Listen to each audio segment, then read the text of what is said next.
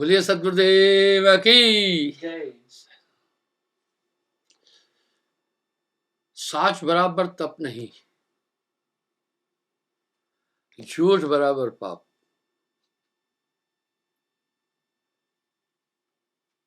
वहां साच बराबर तप नहीं। पहले हम देखते हैं सच क्या तप है। गोस्वामी जी भी एक शब्द कह रहे हैं, जीव हृदय तम मोह विषेखी,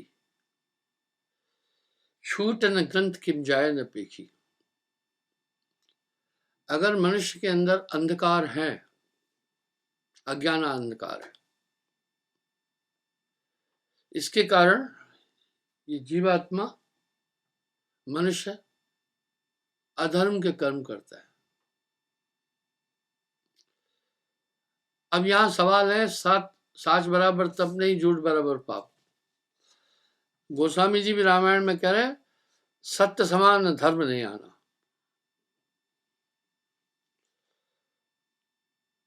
जब सच के समान कोई धर्म, तो झूठ के समान कोई पाप नहीं। इंसान क्यों झूठ बोल रहा है? आखिर हम सब देखते हैं, कहते हैं भाई पानी गंदा है। पानी की गंदगी का कारण क्या है? पानी तो निर्मल है। आपने सुना होगा चात्रिक पपीहरा स्वांत की बूंद लेता है, पीहूं पीहूं पुकारता है, बाकी पानी नहीं ग्रहण करता है।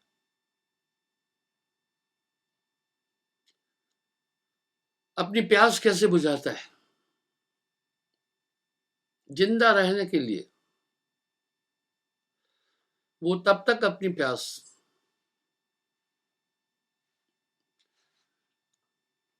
वायु से जल की प्राप्ति करता है।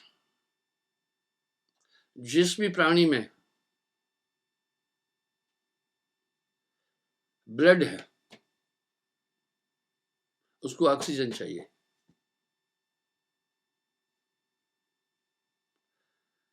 ऑक्सीजन के बगैर ब्लड नहीं बनेगा। मैं आपको एक उदाहरण देता हूं, मछली का। आप देखो, मछली के अंदर ब्लड है, उसमें गुण है। आखिर मछली कहां से ऑक्सीजन प्राप्त करती है? उसके शरीर में एक सिस्टम है, वो पानी से ऑक्सीजन निकालती है।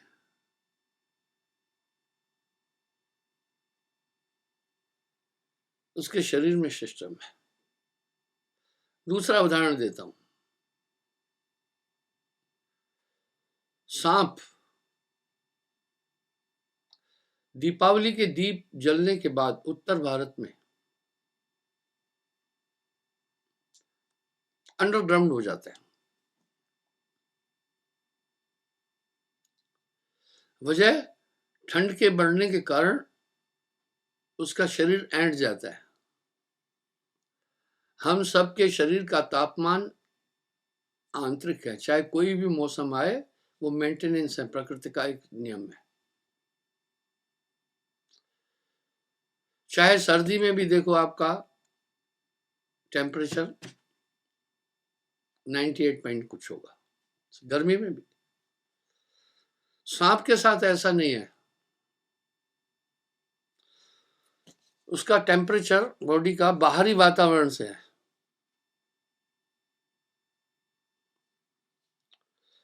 जब बहुत गर्मी होगी तो सांप विहुल हो जाता है,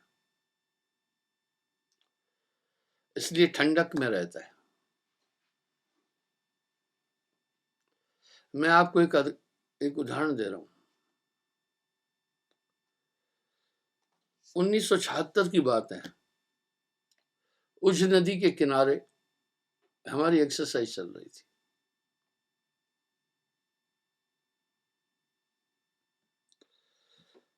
तो कमांडर ने सबको बोला यहां यहां मोर्चा खोलो। एक मोर्चा नदी के किनारे पर खोदने के लिए बोला गया। तो वहां थोड़ा ऊपर से मिट्टी गीली थी, नीचे ज्यादा गीली थी, तो गेंती की जगह फावड़े से खोदना था। जब मैंने कस के फावड़ा मारा,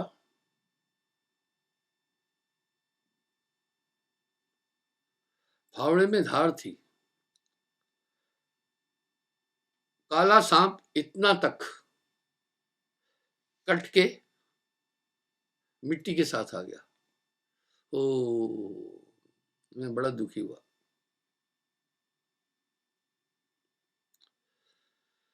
वो वहां क्यों घर बनाया था? उससे गर्मी बर्दाश्त नहीं हो रही थी।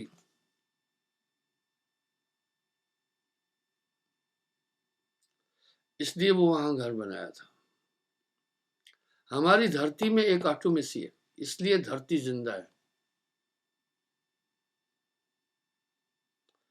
ये गर्मी में ठंडी हो जाती है और सर्दी में गर्म। प्रमाण आप देखें, गर्मी में पानी बहुत शीतल निकलेगा जमीन से और सर्दी में गर्म पानी निकलता है। तो सांप क्या करता है? अंडरग्राउंड हो जाता है। ये गर्मी में भी अंडरग्राउंड होता है, सर्दी में भी। बहुत कठिन जीवन है सांप का। दुनिया के अंदर 1200 किस्म के सांप हैं।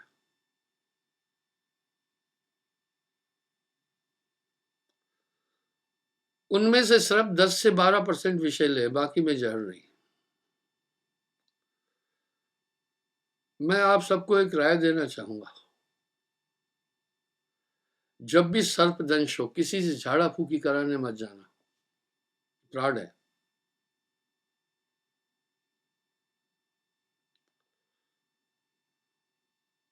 आप उसको हॉस्पिटल ले जाना। लेकिन कहीं कहीं कुछ चीजें काम करती है, बिरला। अब झाड़ा फूंकी से आदमी बच गया तो क्या कहते हैं, सांप का मंत्र झाड़ा, इसलिए वो ठीक हो गया। उधर भीड़ होती है। दरअसल वो उस सांप ने काटा है जिसमें पॉइजन नहीं है। वो झाड़ने से ठीक नहीं हुआ है। लोगों ने कई धंधे बनाए हैं। अगर मर गया तो कहते हैं भाई लेट आ गए, कहते भाई तुम लेट आ गए। वो वास्तविकता नहीं बताते। मैं एक उदाहरण देता हूँ। मेरा एक सचिव था, सेक्रेटरी था। उसका पिता बड़ा सेवादार था। उसका नाम काफी दूर तक था। सांप से काटे हुए आदमी को वो मरने नहीं देता था।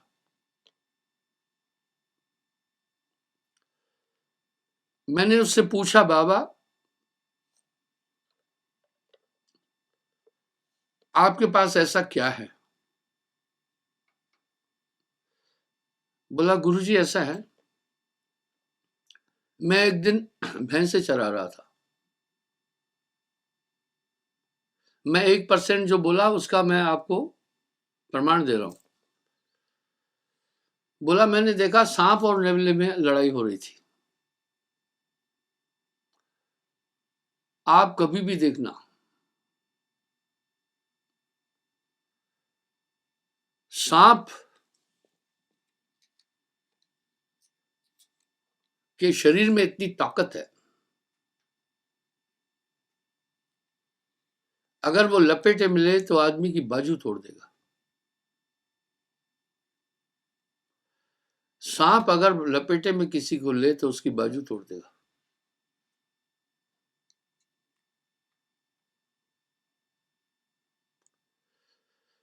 तो इसलिए नेवला बड़ा होशियार है, वो जानता है कि इसके पास ये ताकत है, उसके नजदीक नहीं, उसके फन पर पंजे से वार करता है। नेवला भी बिल्ली के ब्रदरहुड में आता है और सांप की ट्राई होती है कि लपेटे में लूं। सांप के लपेटे में अगर शेर भी आ गया तो शेर की लेटन बाहर कर देता है, इतना बल है। बोला दोनों की लड़ाई हो रही थी, नेवले और सांप की। गुरुजी मैं दूर से देख रहा था। सांप जबरदस्त था, नेवले को डंक मारता था। जैसे डंक मारता था, नेवला लड़खड़ाता हुआ एक जगह जाता था, कुछ सूंघता था और फिर ठीक होकर दोबारा आता था। फिर वो सांप से लड़ता था। ऐसा सांप ने उसे 2-3 बार काटा। नेवला वहीं पर्टिकुलर उस जगह पर जा रहा था। आपके साथ जो मैं चीजें शेयर करूंगा वो बिल्कुल शुद्ध होती है, कबो बात कहे ना कांची। अंतोगत्वा नेवले ने सांप को मार दिया। नेवला एक मांसाहारी जीव है, सांप को खा जाता है, उसका विशेष भोजन है सांप।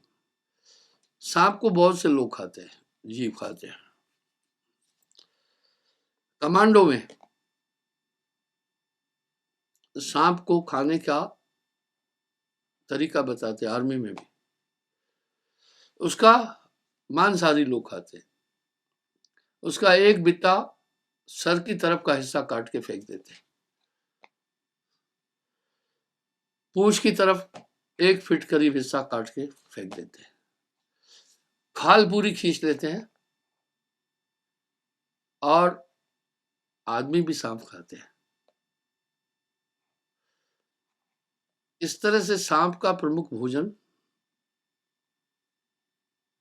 नेवले का सांप है। मोर भी खाता है उसको।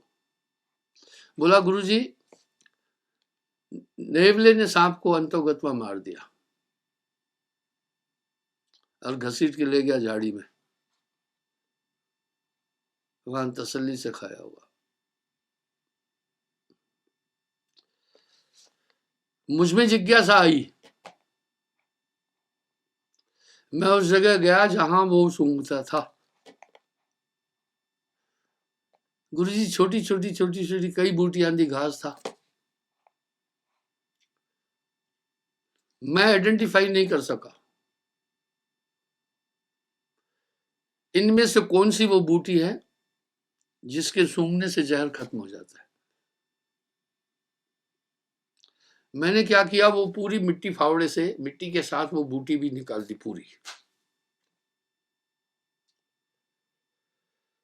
बोला मैंने घर में एक घड़े में रख दिया, ऊपर से ढक्कन दे दिया। अब मेरा एक्सपेरिमेंटल प्रयोग शुरू हुआ। पड़ोस में किसी को सांप ने काटा, जहरीला था। मैंने उसको पकड़ा, उसकी गर्दन घड़े में दी, 1 मिनट वो ठीक हो गया। मैंने प्रैक्टिकल देखा था कि उसको सूंघकर सांप नेवला फिर तंदुरुस्त हो रहा था। इसलिए मुझे विश्वास था कि इन्हीं में से कोई ऐसी बूटी है जिसको सूंघने से नेवला फिर तंदुरुस्त हो रहा था। बोला गुरुजी पूरी डिस्ट्रिक्ट में मैंने 30 साल तक एक भी आदमी को सर्प से काटे हुए को नहीं मरने दिया। 30 साल के बाद एक आदमी आया, मैंने उसे सूंघाया लेकिन वो मर गया। वो बोला मेरा बड़ा नाम था, 1-2 जिले में मेरा बड़ा नाम था, फौरन आदमी जो होता था मेरे घर जाता था।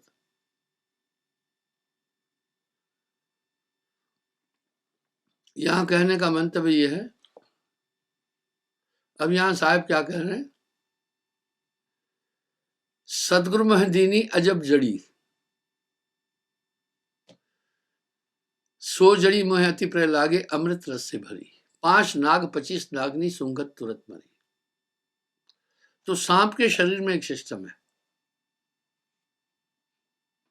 क्या क्या इन जीवों के अंदर विशेषताएं हैं, पूरे जीव जगत को देखेंगे तो सबकी प्रासंगिकता है। इस पूरे सृजन के चलाने में सभी जीवों की सहभागिता है।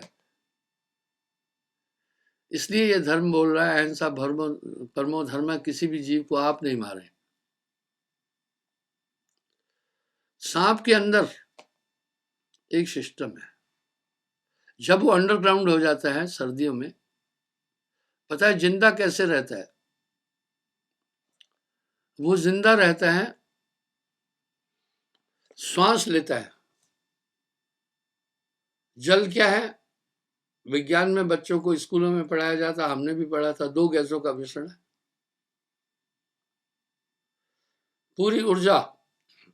अब मैं आपको सृजन की बात बताता हूँ, थोड़ा आप इसे समझना। ये सब टेक्निकल चीजें हैं। अध्यात्म सबसे बड़ा विज्ञान है।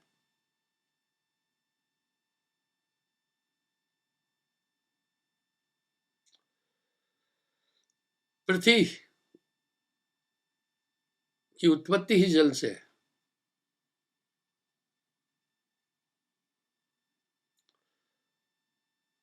और जल की उत्पत्ति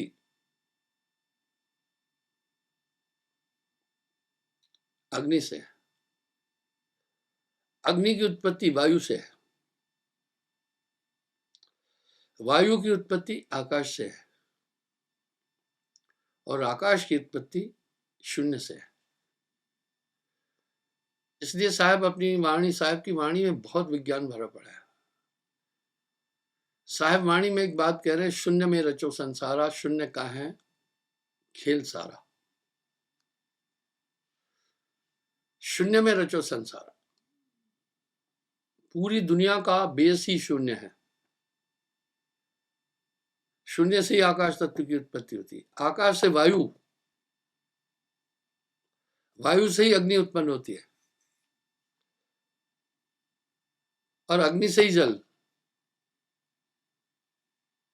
और जल से पृथ्वी है। तभी साहब वाणी में कह रहे हैं, शून्य में रचो संसारा। तो इस पूरे ब्रह्मांड का बेस ही शून्य है। जगत की उत्पत्ति के विषय में भी मैंने कई बार बात बोली है, वो शून्य है। तो पपीहरा, मैंने सांप का उदाहरण दिया, पपीहरा वो सिर्फ शांति का जल लेता है, बरसात का। अब यहाँ एक आपके अंदर एक सवाल उठ जाएगा, जब बरसात नहीं होती है तो फिर वो कौन सा पानी पीता? पपीहरा पानी और पिएगा ही नहीं कभी भी। अब बरसात तो हमेशा होती नहीं है, वो शुद्ध जल, प्यूरिफाइड जल पीता है, कंप्लीट शुद्ध।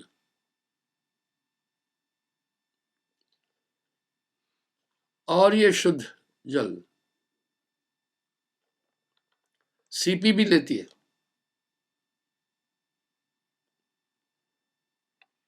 ये शुद्ध जल कहाँ है? स्वांतिका की बूंद। जब पानी मेघों से बरसकर आता है नीचे, पृथ्वी से करीब 400-500 मीटर ऊपर ही पानी दूषित हो जाता है। इसलिए पपीहरा वो पानी नहीं पीता है। टेक्निकल चीजें बहुत बड़ी, वो पानी नहीं पीता है, प्योर बिल्कुल भी शुद्ध, वहां से ऊपर से ही पी लेता है।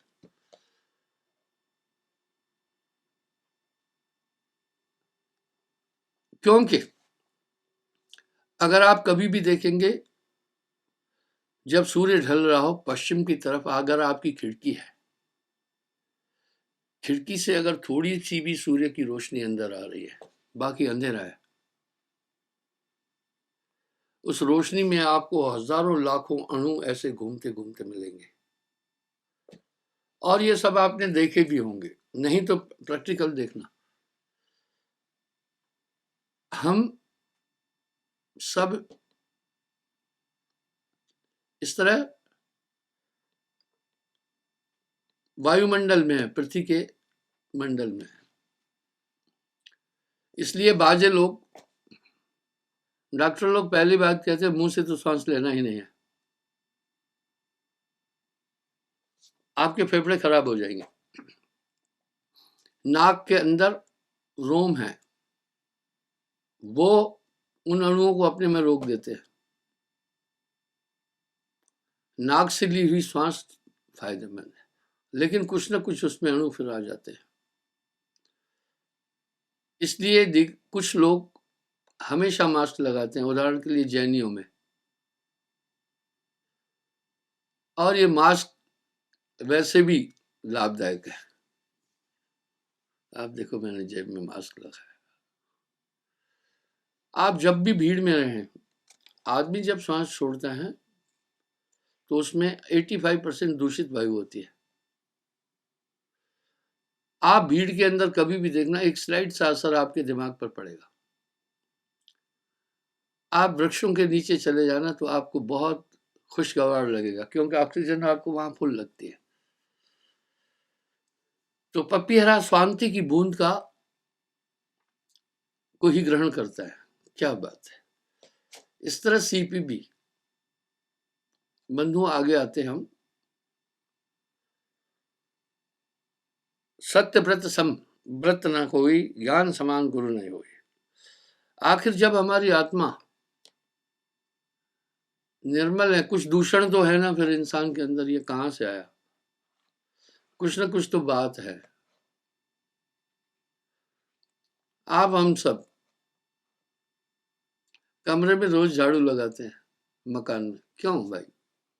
क्योंकि कहीं अनाज बछोड़ा, कहीं कुछ बछोड़ा, कहीं जूठन बची, तो कहीं और इतने सूक्ष्म जीव है अंदर घुसा है, आप सफाई करते हैं। इस तरह मनुष्य पाप कर्म क्यों कर रहा है? इसके अंदर अंधकार है। अब यहाँ साहब क्या कह रहे हैं? सत्य समान धर्म नहीं आना। जो भी इंसान सत्य कर्म करता है वो अंदर से परम चैतन्य रहेगा, और जो पाप करता है उसका हृदय मलिन हो जाएगा। तो पानी गंदा कैसे हुआ? मेरा यहाँ अभिप्राय ये था, क्योंकि इसमें कुछ कण मिल गए, कुछ जीव मर जाते हैं, वो बह जाते हैं, सड़ गल जाते हैं, तो जल प्यूरिफाइड है ही नहीं।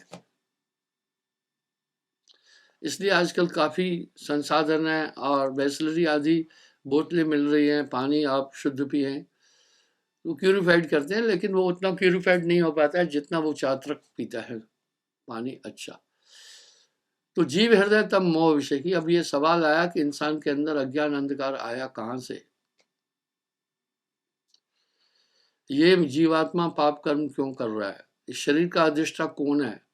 जब हमारी आत्मा निर्मल है, आत्मा में दोष नहीं है, तो कुछ ना कुछ ऐसी चीज हमसे अटेच है ना, जिसके कारण से हम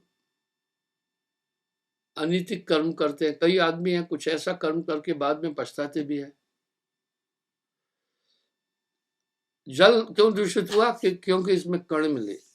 कण कैसे मिले? दूषित मिले। मैं लोगों से कहता हूं हमेशा डस्ट और धूल से बचना। धूल के कण जो आपकी नासिका द्वारा, आपके श्वास द्वारा फेफड़ों पर पहुंचे, वो कण फेफड़े कोमल है, उसमें चिपके रहते हैं और धीरे धीरे उस जगह को वो डैमेज कर देते हैं। आप देखें ना, विष्ठा पड़ी है,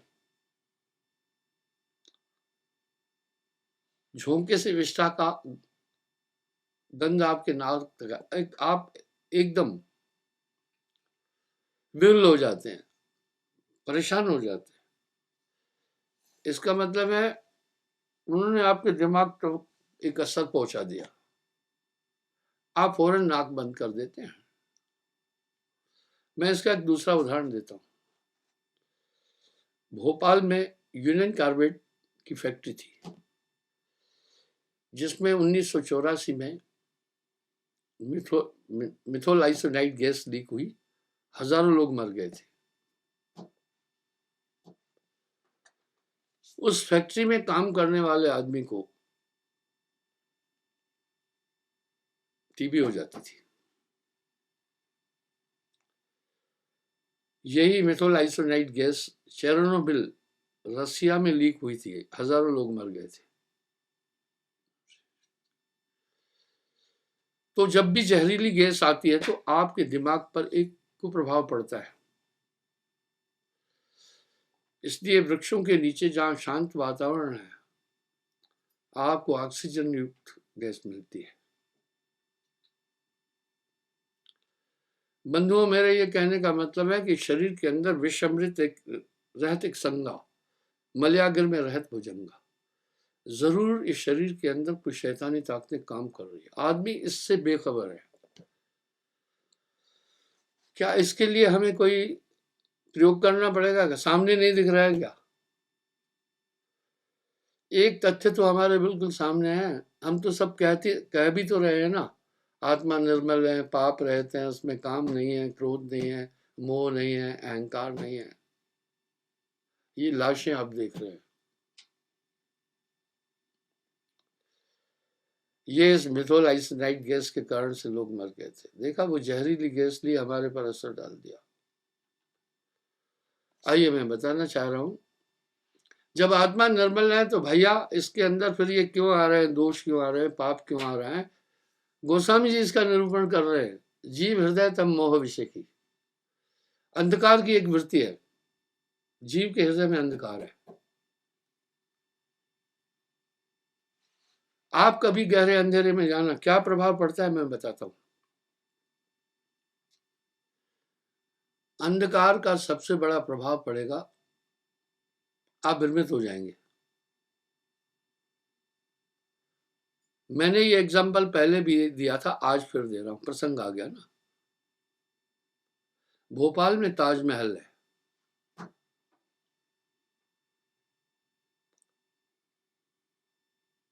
उसके अंदर बोरे बने हुए हैं, तलघर है।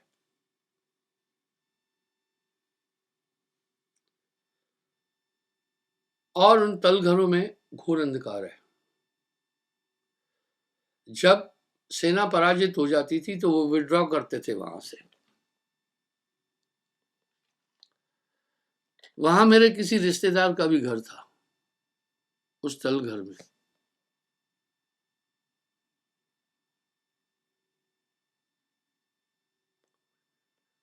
तब वहां किंवदंती थी कि कोई इसके अंदर जाएगा वापस नहीं आता है।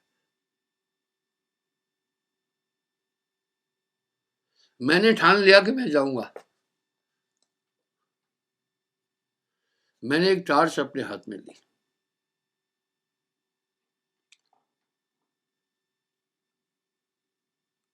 ये वो ताजमहल है, बहुत विशाल है, 12 एकड़ एरिया में है,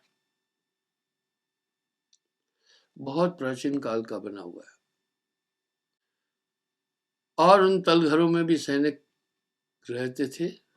आप देखिए, बड़ा विशाल है। ये इतना विशाल है कि 12 एकड़ में है। इसके साथ में एक तालाब भी है।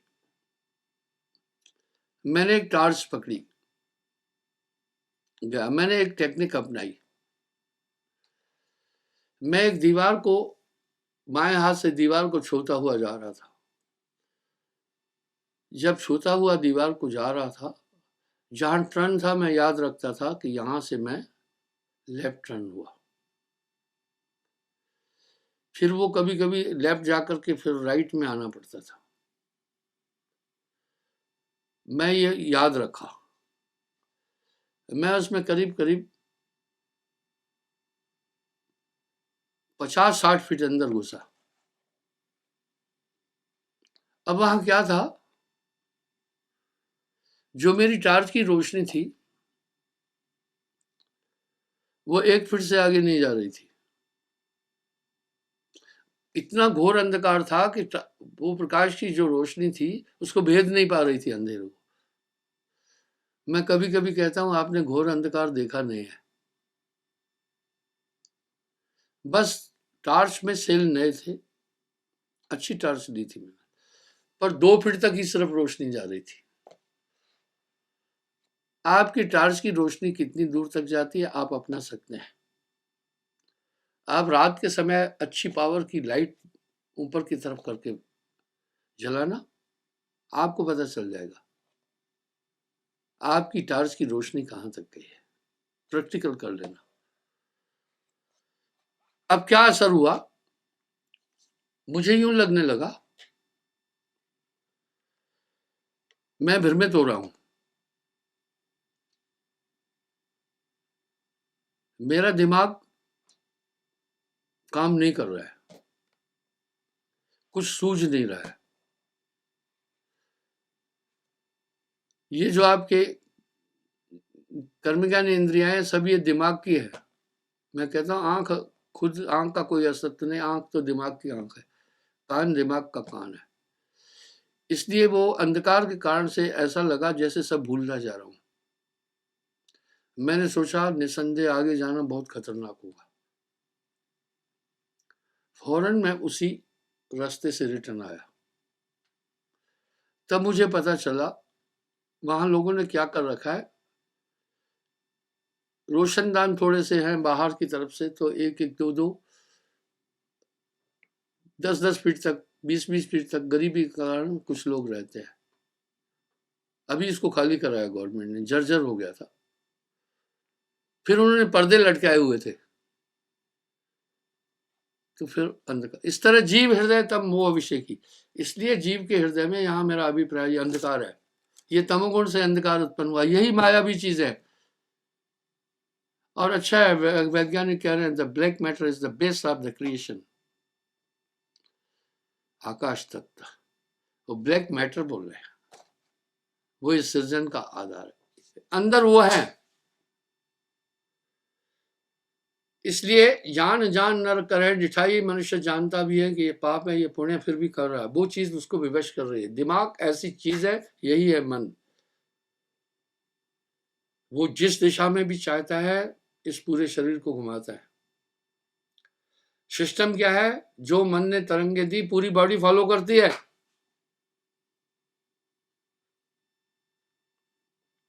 इसलिए साहेब वाणी में कह रहे मन करता या देह समाना, वो करता है।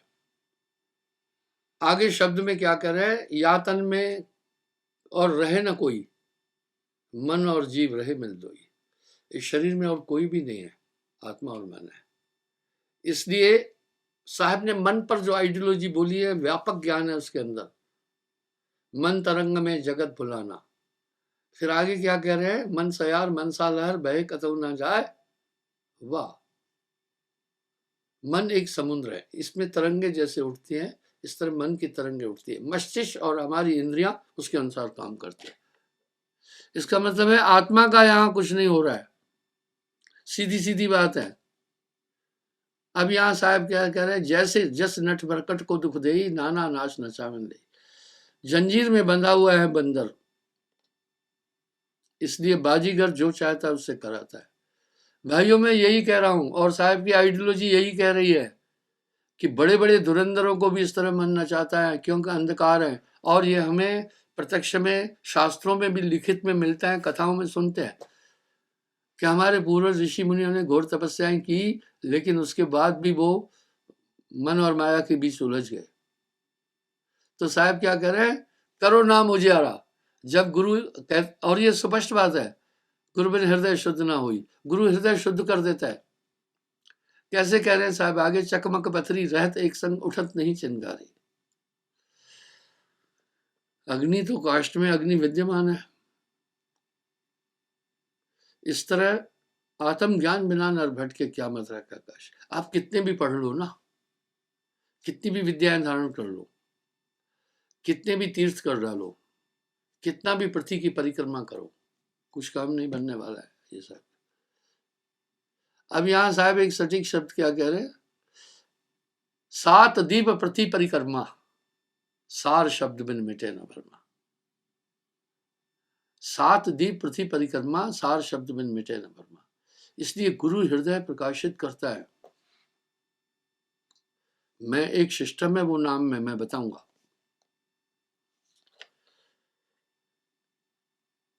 हमारे देश में नाइट विजन, इंफ्रारेड सिस्टम की दूरबीन है, बहुत बाद में आई है। 1980 के आसपास है ये। उनमें एक चीज है, लाइट इज एवरीवेयर, घोर अंधकार में भी प्रकाश है। आप देखो सूर्यास्त हो गया तभी भी थोड़ा बहुत प्रकाश होता है। वो इंफ्रारेड सिस्टम की दूरबीन क्या करती है, अंधकार में से उन प्रकाश की किरणों को संग्रहित करती है और लाखों गुना ज्यादा उसको एलिमिनेट कर देती है। इसलिए उस घोर अंधकार में भी आदमी दूर तक देख सकता है कि क्या हो रहा है। उस दूरबीन के अंदर ये ताकत है। अगर आप इसी का एक प्रमाण दे रहा हूं, तुलसी साहब ने अपनी वाणी में इस दूरबीन का उल्लेख किया कि गुरु एक दूरबीन देता है जिसके द्वारा हम अंदर की दुनिया देख सकते हैं। गुरु एक दिव्य दृष्टि देखता है। सबसे पहले हम उससे क्या देख सकते हैं, हमारे अंतःकरण में विचरण करने वाले मत्सर। कई आदमी को पता है सांप कैसे काटता है। मैक्सिमम सांप डरपोक जीव है, वो नहीं काटना चाहता, वो अपनी सुरक्षा के कारण काटता है। या तो आपका पांव पड़ गया, काट देगा। अगर आपको पहले ही दिख गया सांप है तो आप उस पर पांव नहीं रख सकते हैं। इस तरह जब आप देख ले अपने अंदर इन मत्सरों को, काम क्रोध लोभ मोह अहंकार को, तो बस बात खत्म हो जाती है। फिर आप उस पर नहीं चलेंगे। अब यहाँ साहब कह रहे हैं अभी रात में चाहे कोई भी आंखें फाड़ करके यूं देखे नहीं दिखता है, लेकिन वो इंफ्रारेड सिस्टम की जो दूरबीन है, नाइट विजन, उसमें सब क्लियर हो जाता है। और ये शास्त्रों में भी है, गुरु बिन हृदय शुद्ध ना होई, गुरु अंधकार को मिटता है। और तब क्या होता है, आपको अपने अंदर भ्रमण करने वाले ये शत्रु काम क्रोध लोभ मोह अहंकार समझ में आते हैं। रिजल्ट आपके सामने है। अपने दिल से जानिए मेरे दिल की बात। अगर आप पलट कर अपने अंतःकरण में देखेंगे तो नाम के बाद आपके अंदर अभूत मूल परिवर्तन आ गया। आप शुद्ध हो गए, क्योंकि अब आप उन दुश्मनों को देख रहे हैं। यहां साहब कह रहे हैं नाम होए तो मात नवावे, ना तो ये मन बांध न चाहे। तो बंधुओं एक सूचना दूंगा, अभी आश्रम में काफी लोग संग्रहित हो रहे हैं। सतगुरु कबीर साहब का अवतरण दिवस है, ये हम बड़ी धूमधाम से मनाते हैं। इसमें देश के कोने कोने से लोग आते हैं। आपको भी निमंत्रण है, आप इस अवसर पर एकत्रित होकर के अध्यात्म लाभ ले। मैं बताऊं, आदमी को संगत से गुण होता है, संगत से गुण जाए। आप मच्छी बाजार में जाते हैं तो आप पर एक असर नहीं पड़ गया क्या? वहां का माहौल, वहां की स्थिति, वहां का शोर शराबा असर डाला। आप किसी गंदे स्थान पर जाते हैं तो असर नहीं पड़ता है क्या? पड़ता है। आप किसी सुंदर बगीचे में जाते हैं तो आपका हृदय पुलकित नहीं होता क्या? होता है। जहां बहुत भक्त लोग इकट्ठे होते हैं वहां का वातावरण आध्यात्मिक हो जाता है, वहां का पूरा वातावरण आध्यात्मिक हो जाता है।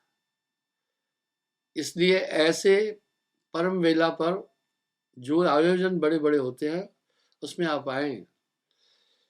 साहब वाणी में कह रहे हैं, कबरा संगत साधु की, जौ की भूसी खाए, खीर खांड मिश्री मिले पर साकट संग न जाए। जरूर नाम की प्राप्ति के बाद आप अपने आप को दुनिया के लोगों से बहुत भिन्न पा रहे होंगे। वो यही है कि आपको पहले दिख रहा है क्या करना है, क्या उचित है, क्या अनुचित है। तो कह रहे हैं सत्य व्रत संव्रत न कोई, ज्ञान समान गुरु नहीं होई, नहीं विचारते और है सारा, बिना विचार सकल संसार। अगम ज्ञान न विचारे सारा, कैसे उतरे भवजल पार। तो हृदय क्षेत्र में विचरण करने वाले ये शत्रु दिखते नहीं है। जब नहीं दिखते हैं तो अपना वार कर जाते हैं। अचानक आपका जो वार हुआ, आपकी शुद्ध बुद्ध खो जाती है। मैंने उदाहरण दिया, आप आजमाना, गरम तेल में आप उंगली यूं डाल के निकालना, आपको असर नहीं पड़ेगा। ऐसा क्या हुआ? आपका स्नायु मंडल अब उसके लिए तैयार था, लेकिन आप तैयार नहीं है। एक छींटा अगर लग जाता है ना आपको तेल का, तो आप झिझक जाते हैं एकदम।